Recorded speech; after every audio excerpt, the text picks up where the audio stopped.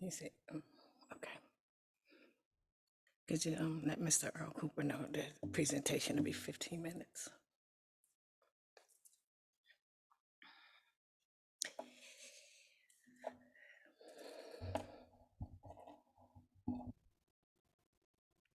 Hello. Okay.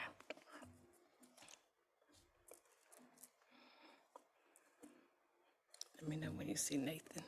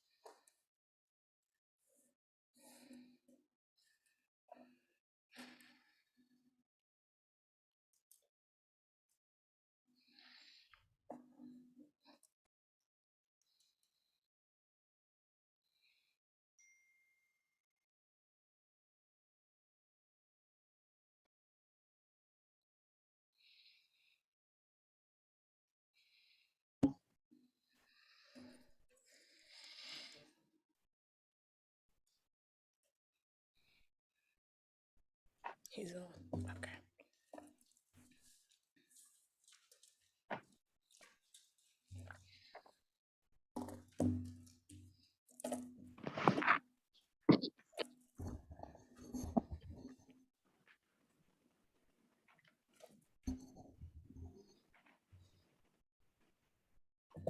We get started in 1 minute.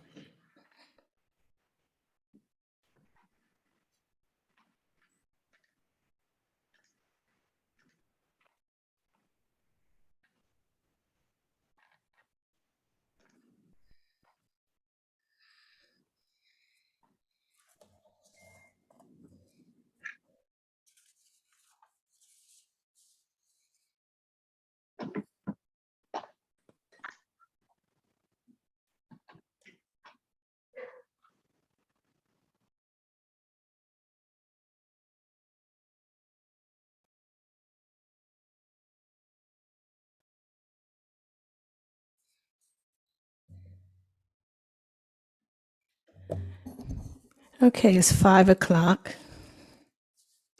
And I think we have everybody on that's needed. The meeting is now called to order. This would be the Public Works and Transportation Committee meeting. For the date is October the 18th, 2021. I'm the chair, Councilwoman Xanthia Oliver, for the 3rd District. At this time, I will call the roll for those members of the committee first.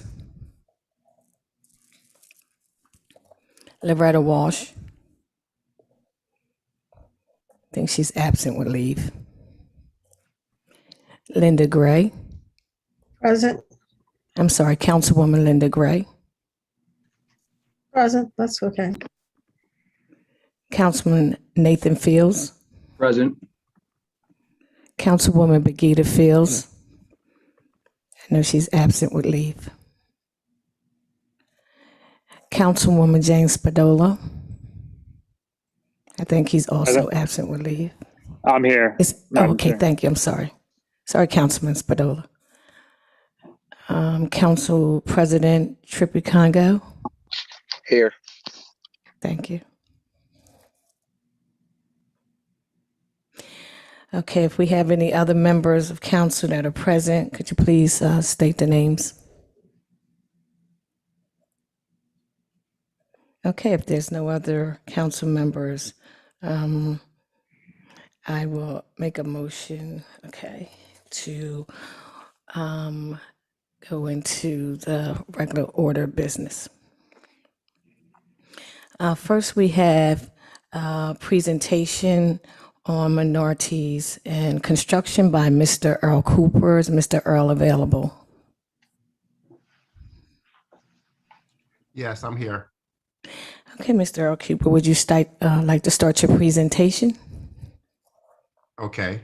I think I did it. Got myself all on mute there. Well, first of all, council persons, I want to first of all thank you for giving us the opportunity to speak to you guys in regards to what does it look like in the city of Wilmington to be a minority contractor. I've had the privilege of holding some of the larger subcontracts for the city of Wilmington over the past 4 years. With that being said, I had a chance to see some good and bad, but also had a chance to see how working together with the city and understanding its role, how it helped me out a lot. I think my presentation is where do I see us moving? What did it look like for us getting here? I think we are going in a direction. I don't know if I am as confident as a minority contractor as I was earlier.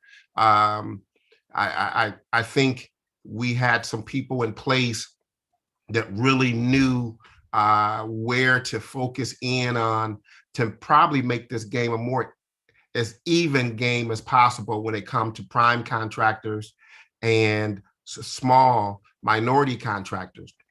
I think under the new, and this is the economic development area, the small business minority program, I think now under that new leadership, it seemed like it's kind of getting away from what has made a lot of us successful in the past. And I can talk about that at a later date. But I do think that as a contractor in the city, that if we can continue to be able to have dialogue, be able to share before things are changed or before rules and laws come out, giving us an opportunity to come to the table. I was just speaking to one of the new small business economic director, and he was saying that he knows that this is a thing that needs to be done, and I was like, wow, you just got here, and are we trying to fix something that wasn't broke, or are we just want to revamp the whole thing? So being able to come and share, I thank you for that. My guys, I have almost over 100 employees with the city, and I thank you.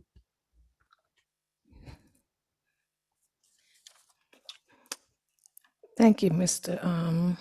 Earl Cooper, for your presentation. Is there anyone on the committee that'd like to ask any questions? I'm sorry, I see some hands up. I think Councilwoman Linda was up first. Councilwoman Gray, you're on mute. Thank you. Okay.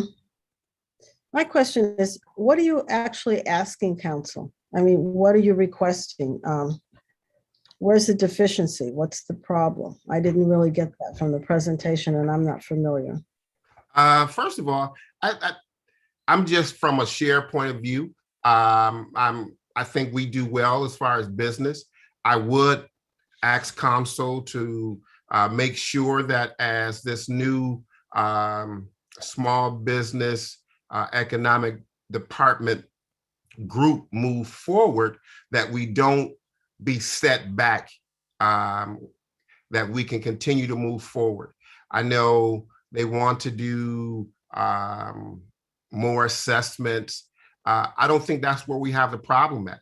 I think if that department under the leadership of Jeff Flynn, he now has just hired the new guy, James William. If that department can continue to explain to prime contractors how the 20% good faith works and the importance of reaching out to prime contractors, I think it'll put us all in a good position. And I think it will also allow other small contractors the opportunity to be able to get into the business. And it works as far as keeping prices down. Okay, thank you. Would that be all, Councilwoman Gray? Yes, that's all for now. Thank you. Thank you, Councilman Spadola.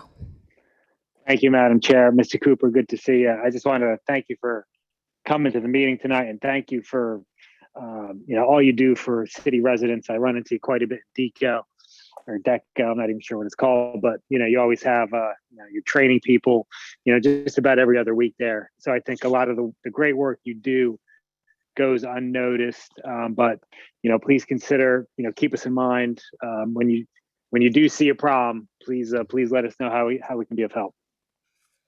Thank you, Councilman. Will do. And to what you said, I think just to the exposure, you and other council people being willing just to hear, and so the decision just isn't made in the back room and without the small contractors being a part of it. Everyone says that there isn't enough infrastructure, the capacity isn't large enough for small contractors. I don't necessarily say I don't believe that. I believe, though, that those are individuals that's in the room making these decisions and choices for small contractors without having the small contractor to speak for themselves. Derek, I have a follow-up. Sure. I'm sorry, Councilman Spadola, you can follow up. Thank you. And I don't know if Councilmember Dixon is on here, but Mr. Cooper, you mentioned you don't think that there needs to be more assessment. Was that in reference to the disparity study? Yes. Can you elaborate on that, please? Well, I think I understand that we want to do a disparity study, but if we are moving forward, I think in doing a study, it should not stop the moving forward part. And I think everybody is excited about this disparity study when, in essence, if that department will continue to reach out to prime contractors, and let me say this, the city of Wilmington has one of the highest DBE goals, probably within the state. So just that alone means a lot. But the ask is that don't stop reaching to the prime contractors, asking them, did you reach out to a DBE? Did you send letters? How many DBEs, have you reached out to? And then the department to check. I think one of my concerns is that the department now, after Dwayne Sims left, he was just excellent as far as having prime contractors at least know that the city was committed. I'd like to share this story real quickly. I was on my first contract here in the city was for $18,000 at Brandywine River. And I remember Dwayne Sims checking with the prime contractor when that contract was coming to its end, just to double check to make sure that I did what I was supposed to do, and that the prime contractor was satisfied. Prime contractor said yes, it was for $18,000. A year and a half later, that contract expanded to almost $750,000. That would have never happened if the city had not had the forethought to say, you know what, let me check on my DBEs. Let me make sure that the prime contractor understand our goal, our vision, because it's the DBE that normally carries the bulk of hiring the number of city employees. The prime contractor, he doesn't have a large number of city employees with him. It's the subcontractor that has to do that. Thank you, Mr. Cooper. Would that be all right now, Councilman Spadola? Yes, thank you both. Thank you. Next, we have Council President, Mr. Congo. Thank you, Madam Chair. Thank you, Mr. Cooper. It's good to see you. Good to hear from you. Thank you, sir. You mentioned 20% good faith and how that should be explained better. Can you try to take a shot at explaining that and like the concept behind it? Yeah. So you can't force a DBE. You can't force a prime contractor to hire anyone, but you can, as the city, they can say, well, we have set aside these and designated that these DBE contractors in the area of construction, we would love to see that 20% of that contract dollars go to a DBE. So even though it's not a guarantee, it doesn't have to happen, but just the idea that they do have to make a good faith effort to show that at least they did reach out to us. And that's the part that the prime contractors know that, but if no one is there to enforce the conversation, then what we have seen in the past, they don't follow through. Okay, thank you. Just a follow-up, Madam Chair. Yes, Mr. President. Thank you. So based on your experiences, what percentage, well, what percent of contractors do you think fulfill that 20% good faith? You know, I am in your, so I have the paving contract with the city and the concrete contract. And I know if it had not been for you guys just following up, we wouldn't be in that position. But then there are other contracts. So you look at the city's emergency contract. And let me say this too, why there is a concern. The number one area of minorities in the construction field is in flagging, maintenance of traffic. Fortunately, because there are prevailing wages from the city of Wilmington, I think that amount is 45-30. So a person can get into the flagging industry and earn a very good wage for them and their family, and maybe progress up in the construction industry. So I'm simply saying that when we can follow up those numbers, that it helps out everybody.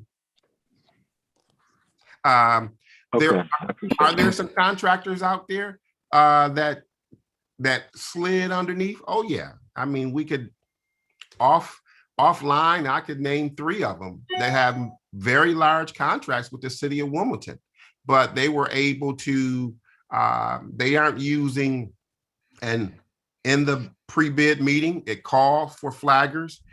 They were able to maneuver themselves out of it. They said they were going to do, and it hasn't been fulfilled.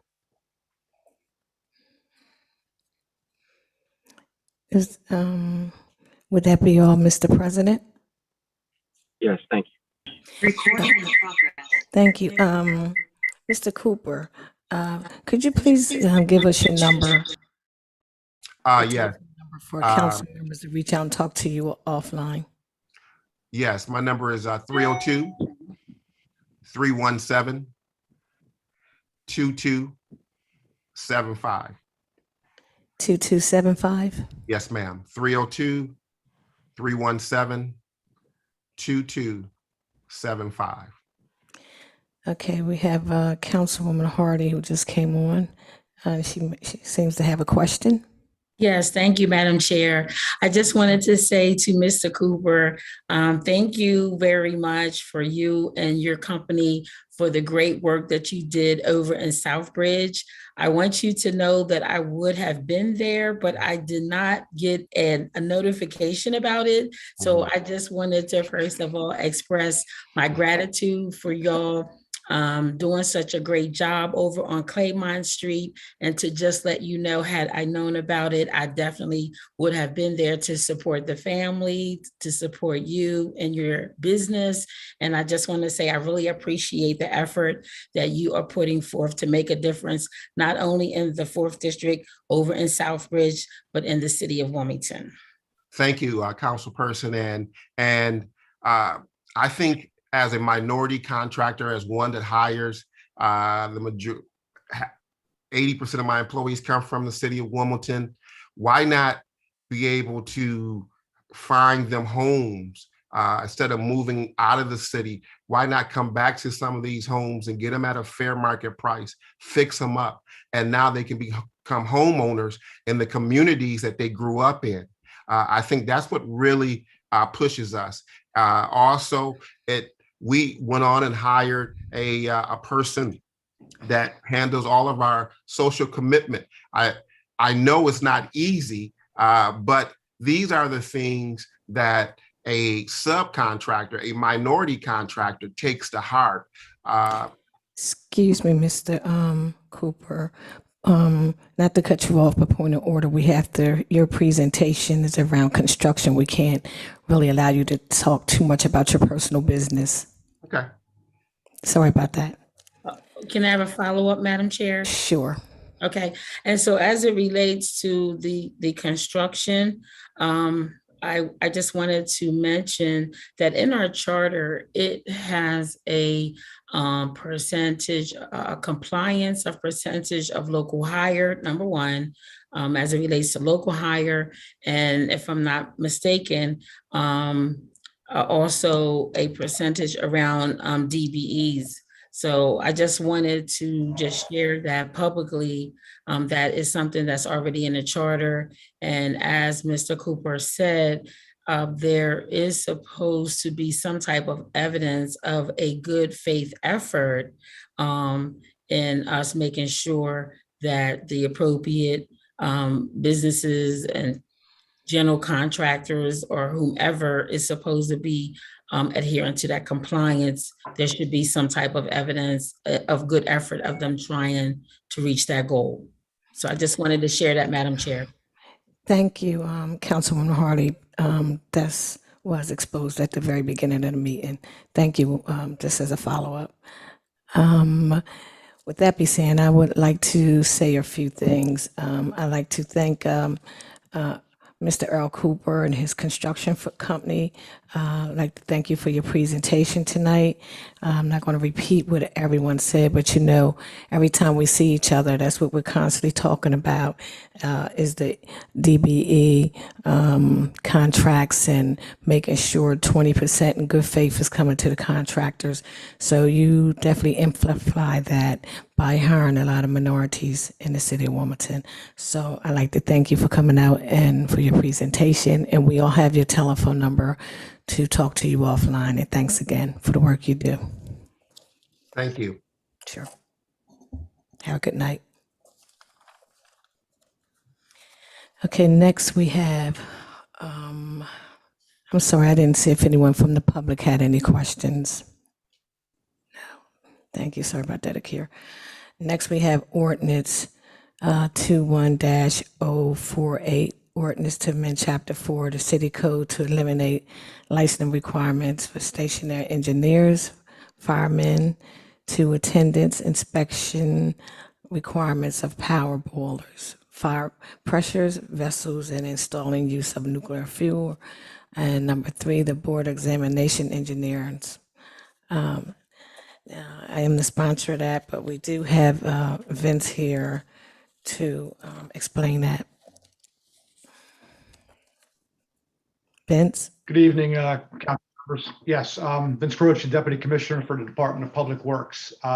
So the ordinance will seek to strike the language related to the Board of Examining Engineer and licensing requirements within the city. So this is something that, as long as I've been with Public Works, we've done this. Unfortunately, near the end of 2000 December, the last remaining member of the Board of Examining Engineers resigned. So we have no one to administer this program. Upon looking into this further and to the number of boiler operators licensed within the city and the applicants and licenses that we were renewing, the bulk of the folks that are doing this type of work reside outside the city of Wilmington. So we felt that this, in consultation with the administration and chief of staff, we felt that this is something that is better handled by the state, since it's a licensing requirement that is done. This has happened statewide. We actually had people from Sussex County coming up to the city to renew their boiler operators licenses. And again, at this point, we have no one that is available to run the program, to teach these classes, or to do any of the licensing, the relicensing renewals every 2 years. So we felt it would be best to remove this language from the city code, and this is something that would be best handled by the state, most likely under DENREC, Office of Boiler Safety, since they're the agency that issues permits for the operation of boilers. Thank you, Vince. We have Councilwoman Gray's hand up. You have a question, Councilwoman Gray? Yeah, thank you, Madam Chair. My first question, I have a lot of questions about this. My first question is, how many of these do we have operating in the city now, or are there any planned for the near future? We don't, there's a few boiler operators that are licensed within the city, but the bulk of them that we see the licenses being issued to are throughout the state. So essentially, the Board of Examining Engineers was issuing licenses to license they would call them firemen or boiler operators to operate pressure vessels and boilers in the city. That's essentially what these folks are doing. Yes, I understand that. I'm asking how many, I have to look here now, how many steam boilers, turbines, engines, power boilers, fire pressure vessels, or nuclear fuels do we have in the city? Not the engineers. How many of those do we have in the city? I don't have that information. I have no idea. Well, I need that information.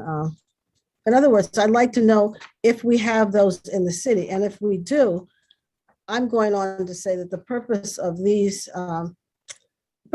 operations that we're trying to not license or certify is to control very high steam pressure machines, and they're very dangerous. They're dangerous to people and to the surrounding area. So I'd really like first to know how many we have in the city before I go forth. So Councilwoman, we don't permit the operations of the boilers. That's done by the state of Delaware Office of DENREC, Office of Boiler Safety. They issue the permits. All we did was handle the licensing renewals through the Board of Examining Engineers for the employees that were assigned to operate these. And as I said, the bulk of the folks that we were licensing were located outside the city of Wilmington. Thank you. I do understand that. I want to know how many of these operations are in the city, because if they're in the city, what we're saying is the people who handle them in the city will not be licensed, or what was the other term? They won't be licensed. I understand what the Board of Examiners was doing, but why would the state do it first? There's another phrase here that says should be governed by the state.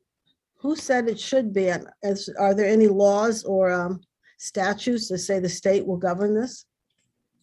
There's the Office of Boiler Safety with the state that issues the permits to operate these type of boilers and installations. but they don't license the engineers, correct? That's correct. I'm unsure why they don't have that responsibility, but it seems very strange that the city of Wilmington will be the licensing entity for the entire state of Delaware. Okay.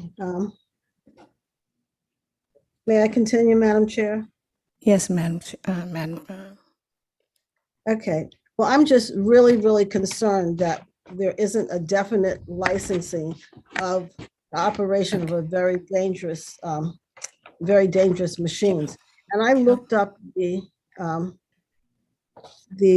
do we say? The Board of- Councilwoman Gray, is it possible that Vince can just get back with you on that number, the question that you're asking? No, I think this is for the public. Please, I just have one more. I'm saying he's saying that he doesn't have that number, so I don't want you to keep repeating the same thing. If you want to go to the next question, but he says he doesn't have it, so I was trying to help you out to say with that particular question, you could do a follow-up and just go to your next question. That's all I was saying. Okay, thank you. Well, I just want to say I'd like that information before council meeting because I think it's on our agenda. But my next question was, I looked up the Board of Examining Engineers, and the first line of it says, the council hereby creates and establishes a board examining engineers. So why hasn't council refilled the positions on the Board of Engineering?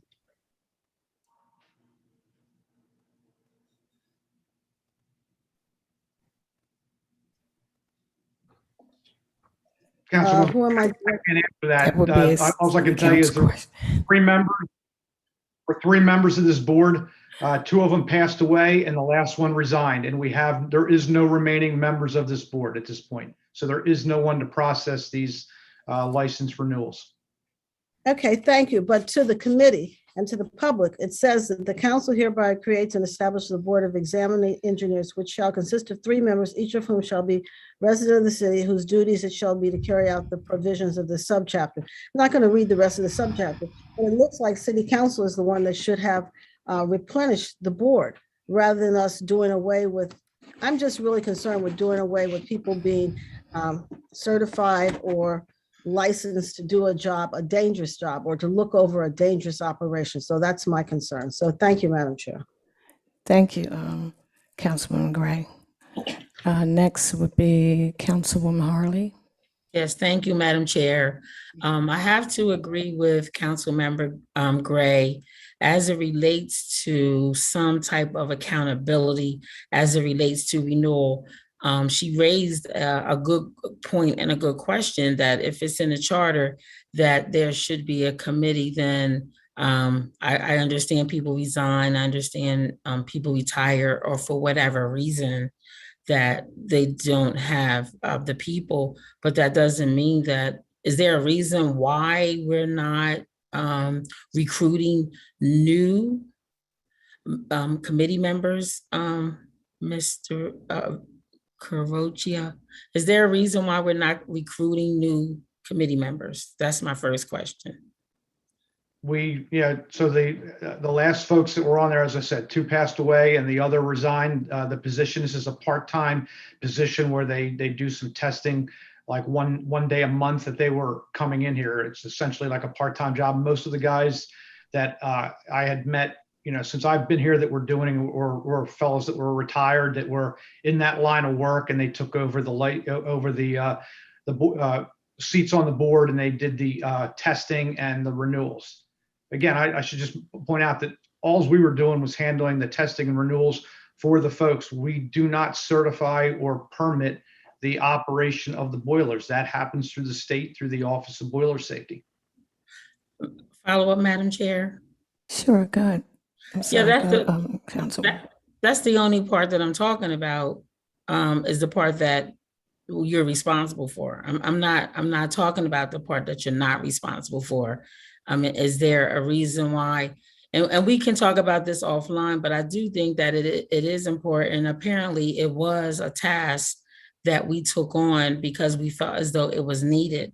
That's what I'm thinking. So one, if it's a task that we felt that was needed and is dealing with renewals, I think there should be some accountability. One, either if we don't have the committee members to do it, then we should make sure and confirm with the state that it is being done. Do you agree with that? I think there has been discussions with DENREC about this. The state was unsure why this responsibility was being handled solely for the city of Wilmington. As I said, we've had individuals come up from Sussex County to come up here to take tests and to get licensed to operate a boiler. It just seems like a very odd role of the city of Wilmington to be paying people to sit on a board to certify folks to work in Kent and Sussex County. Years ago, there used to be a lot more, steam boilers in industry throughout the city, and that's most likely why this was written into the city code. Now there seem to be a lot fewer of these type of installations, throughout the city. Understood. My last point I want to make, Madam Chair, is that if there's any way possible, we can do a follow-up meeting. Yes, to just discuss this topic, because I fully understand what he's saying, and I fully understand some of the dynamics. But again, when you're talking about renewal means that, okay, we need to make sure that the people that was doing this or what is being done. Well, my bottom line is to make sure no one's at risk. That's where I am with this. How do we make sure that whatever is going on with this new process, that no one is at risk? So if we could follow up with a meeting, that would be great. Thank you, Madam Chair. Thank you, Councilman Harley. Kira has wrote that down. And I would like to say a few things. First of all, Vince, I've read the ordinance and I did follow up, and I did read that chapter, and I did do some homework. And as you stated, the industries are not here anymore. And so it doesn't make sense for the city of Wilmington to be paying somebody. I know most of them guys, as you said it, when I called the law department and talked to them, they were part-time and they're coming from Sussex County to come up here. So based on my understanding is that because the industries aren't what they used to be, we don't have the General Motors, the Chryslers, we don't have the Brewers, besides Delaware City, which is, they have their own people. But my question, let me stick to my question. What does the state currently provide the fire boilers certification? The state currently does the permitting. So every installation that's operating any type of a pressure boiler has to get a permit. So the DENREC Office of Boiler Safety permits those installations. Right. So this is also, once again, falling under DENREC. When I called over there, they also stated that DENREC does most of this work. So we do have to have a conversation offline about the charter. Another question, what do people do if their fire boiler certifications has expired and it's the job required for this certification? So we've been getting inundated with a lot of calls. As I said, the last individual that was on the board tendered his resignation in December of 2020. So we have no one here. Nobody from my office, would instructed this class or is involved in this business. We're water, wastewater engineers. Nobody up here has ever been involved with teaching this class or in this industry. So at this point, there is no one here to process any license renewals for these folks. My understanding is they come due every 2 years. And we've been getting calls since January of folks who needed to renew their license, and we have no one currently serving on the board. So it's the board is defunct at this point. That was the Vince, let me ask you a question. So as a follow-up, where do they go to get their license? Since if we don't do it, where do they go? Right now, there is no one. There is no one right now. No one throughout the state. DENREC would need to. DENREC. No. I'm My asking you a understanding question, is Vince. my understanding is anybody throughout the state. There is no one at this point. That's correct. It says no one. Is that what he's saying here? Okay, my last question. Is the fire boiler certification a national standard certification? my understanding that this certification is something that is handled as local. It is not national. Okay. So Vince, as Councilwoman Harley and Grace stated, if you can let our staff know when you're free so we can do a Zoom call just to follow up on this, because this is they bring us some excellent points, because if the city's not doing it, who will do the licensings? Even though we know 2 people have passed and 1 guy resigned, maybe, and I'm not going to get into it now because this is not HR, but maybe we will have a discussion of how we can possibly recruit some other people or have a conversation offline so we can understand why you would want to remove that job totally out of the charter when, as you stated, if we don't do it, no one will be here to expedite the license. And I don't think that sounds fair, but I would like to talk to you offline, because when I call to ask questions, I never ask that question, but I'm not going to put you on the spot like that tonight. Next, we have Councilman Spadola. Thank you, Madam Chair. Mr. Deputy Commissioner, if I'm understanding correctly, is the main point from the administration that we should get this out of the code because this really has nothing to do with the city of Wilmington, and this is something the state should be handling in terms of licensing these folks?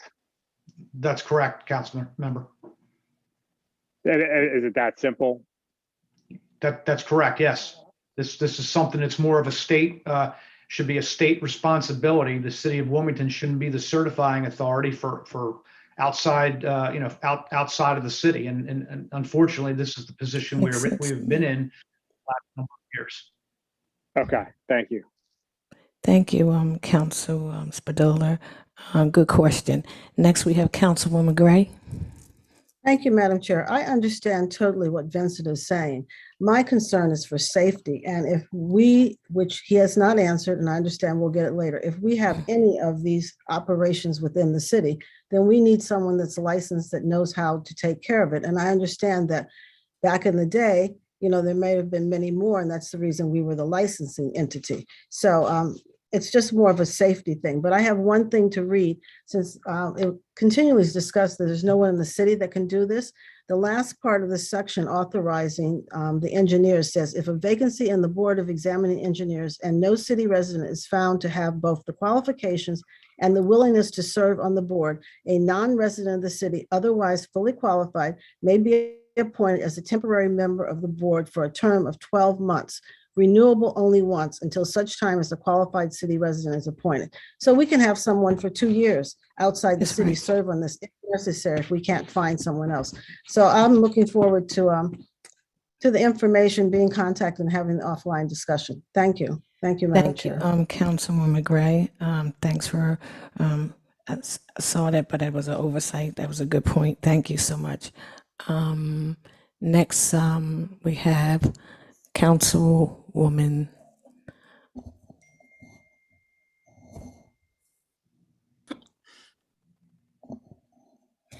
Okay, we have Councilwoman Harley. Yes, Madam Chair. It just sounds like there's a gap here. Exactly. And yes, a gap. And I fully understand that if the city should not be doing it, we shouldn't be doing it. But in our meeting, hopefully we will fully understand that we have no responsibility and there is no risk to anyone in the city, or, we have no responsibility, because it's testing for the renewal. I get what he's saying. And so again, I think we just need to know a little more about it and making sure that it should be removed from the charter. And if it should be removed, it should be removed. But I think we need to make sure that there's no liability and there's no risk involved for any parts of this for the city of Wilmington. That's all I have. Thank you, Council Harley. Okay, is there any questions from the public? Okay, I see no hands from the public. Is there a motion to move this out of committee? This is an ordinance and has to be moved out of committee. Motion. Second. So it has been properly moved in second. This ordinance to be voted out of committee. Those all in favor, say aye. Aye. Aye. Any opposed? Yes. We have one opposed. How many said aye? There are only four. 1 second, please. All there in favor, say aye. Could you raise your hand? Councilwoman Oliver, this I'm is gonna just Daniel. call, thank you. Let me just call the names.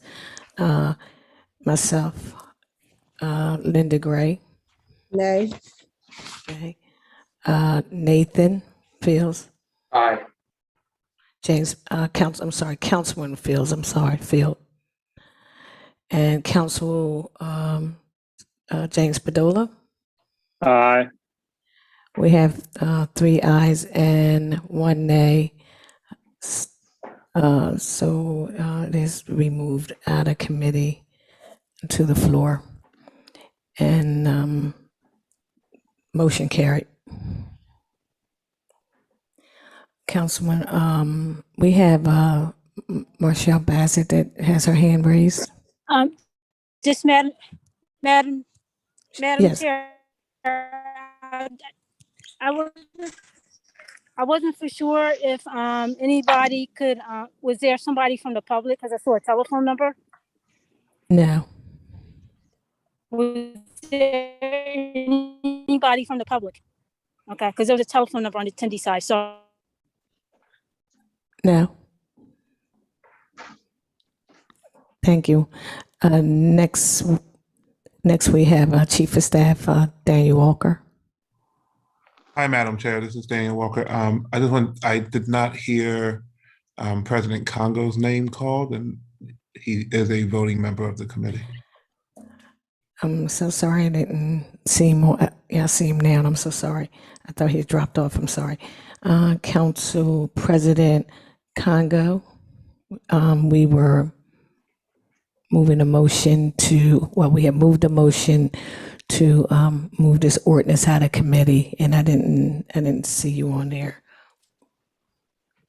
Aye. Are you voting to move it out of committee? Yes. Thank you, sir. I'm sorry. Let me repeat that. That was my fault. I moved a motion to move this ordinance out of committee and placed on the agenda, and called the committee members, and I accidentally didn't see President Congo. That was my fault. I have some new glasses. So that would be Councilwoman Oliver with the yay. We have a nay with Councilwoman Gray. We have a yay with Councilman Nathan Field. We have a yay with President Trippy Congo. So that would be 4 yays and 1 nay. So the motion is carried. And I would like to say, as we stated, we have Vince's email. So Vince, if you want to email Vince, or Vince can send us a date that we could try to set up a Zoom call if we have any questions before the meeting. And what date is the meeting on, Akir? The meeting will be on October the 21st, next Thursday. Thank you, Akir. Appreciate that. Sorry, good catch, Daniel. Okay, next we have ordinance 21-049, an ordinance to amend chapter 37 of the city code to ensure properly owned official traffic control devices are removed within a reasonable time after completing of construction projects. And the sponsor is Nathan Field. Nathan, would you like to speak regarding this ordinance? Yes, thank you. So ordinance 21049 aims to give Wilmington residents a small but meaningful quality of life improvement, especially in the more congested blocks of the city, by creating consequences for outside contractors who fail to remove their equipment in a timely manner after their work is complete. So to make sure that everybody here fully understands the problem, let me describe the situation that this is trying to address. So when street repair work is to be done to indicate that no parking is allowed. Large orange cones are left on the streets that say no parking, usually for a specific date. For our purposes, let's say September 1st through September 10th. The cones are supposed to be removed when the work is done, but in practice, I'm not going to say it's 50% of the time or even 30% of the time, but enough to be a problem. They are not, causing a hassle for residents who have these devices in front of their homes for unknown periods of time. Now, let me give you one example to illustrate this. This is a true situation. 1300 block of Shellcross Avenue, 5 no parking cones are placed in the street during the street repair work. The work ended, the cones were not removed. So the residents had a choice. They can leave them in the street where they were, and that means they can't park, or they can move them, but the only place to move them is onto basically private property right in front of their homes. In this case, these cones were left up for 10 days after the work was done and only seemed to have been removed because of multiple phone calls. Basically, me having to, call over and over and ask them to do what they're supposed to do. And so what this ordinance is proposing is very simple. The contractor has 3 days from the end of the work to remove the cones. So if the cones are marking no parking from September 1st through September 10th, by September 13th, the cones must be removed. If they are not, Public Works has the right to confiscate the cones permanently. And what this will do is, it's not to seize property, it's to incentivize greater responsiveness to the residents of Wilmington. So happy to answer any questions. Thank you, James. And I think I saw a hand up from a council member. None? Okay, I wanted to make a comment. I think this is an excellent piece of legislation. I know in our districts and the district I represent, it's constant work right now. There's a lot of infrastructure and construction work being done, and you're always seeing these cones out there. And I have received several calls asking when the people are coming back to move the cones, and I would just tell them, put it on the sidewalk. But I'm definitely glad to be a co-sponsor of this because it makes sense. If you're getting paid to do a job, just take your equipment with you and don't leave it up to the residents to have to keep calling the city or constantly calling 311 or the council person all hours of the night and all hours of the day to say they have nowhere to park and the job is completed. It makes common sense to me. So kudos to this piece of legislation. Do we have any Councilwoman Harley, would you like to say a few words? Yes, thank you, Madam Chair. Yeah, this is a good housekeeping, a piece of ordinance or a piece of legislation, I'm sorry. And we know with all the construction going on, that is definitely going to help. I was just curious to know today, when that happens, I know I had to make a couple phone calls and our commissioner was so kind to say, hey, if Dell died or whatever entity doesn't pick them up, we'll get them and we'll put them in our storage or, just make sure that they get them out of the way. So I just want to say, I know that Commissioner Kelly Williams is on the call and she has definitely expressed that our Public Works would do that. And I thought that was just basically the rule of thumb, that if they forget these cones or whatever kind of construction equipment, we could call Public Works and they just pick it up. And so I guess that's the way that it will be, because I'm just curious to know, how is this going to be reinforced? How is it going to be reinforced? Shall I answer that? Yes. Yeah. Hi, everyone. So Yeah, I mean, really what this means is that Public Works will come and pick them up, and then, you know, if they're clearly identifiable, like if I know that they're Del Dots, you know, I'll give Del Dot a call and say, come and get them. But if they're not clearly identifiable, or if I make a few phone calls and they don't come get them, and, you know, it's been a few weeks, we'll just keep them and, you know, mark them as City of Wilmington, and then we don't have to buy our own. They There you become go. officially ours, right? Right, Right. right. Yes, yes. Thank you. Thank you. Thank you, Councilman Hart. Next, we have Councilwoman Gray. Thank you, Madam Chair. I also agree that this is a good piece of legislation because there's a lot of construction throughout the city, and you never know if they're actually working on Mm-hmm. the construction area, or they're finished, or they're going to start 2 months from now, and they keep. That's another really big problem, but that's not addressed here. I just wanted to ask, and I think it was answered by Commissioner Williams, that does this include utilities also? Because you said construction companies, so hopefully this includes the utilities that leave their cones and equipment out also. But otherwise, I think this is wonderful because we have that problem here also. Thank you. Thank you, Councilwoman Gray. Next, we have Councilman James Spadola. Thank you. This reminds me of, you know, for all the candidates that turned into elected officials on here, Del Dot will fine us if our signs remain out on public property, or they'll remove them. We have to pay to get them back. I'm curious if there was any thoughts, Kelly, on, you know, because you're going to be making calls to return these cones. Was there any discussion about tacking on a fine? You know, just for your time and, you know, making sure they get them back, going above and beyond, I would say, after they technically abandoned the property. Yeah, I mean, I like to do it as a courtesy. It's a phone call. I mean, you know.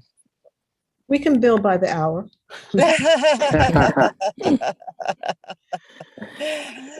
No, actually, our next step is that for city cones, we're going to be putting GPS trackers on our own so that people stop stealing ours.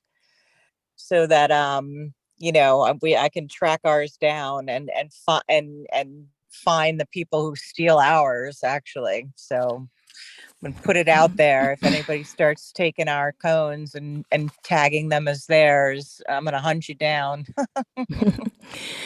Okay. The same tags that go on the on our trash cans, we're gonna use for our cones. You'd be shocked at how many we lose every year.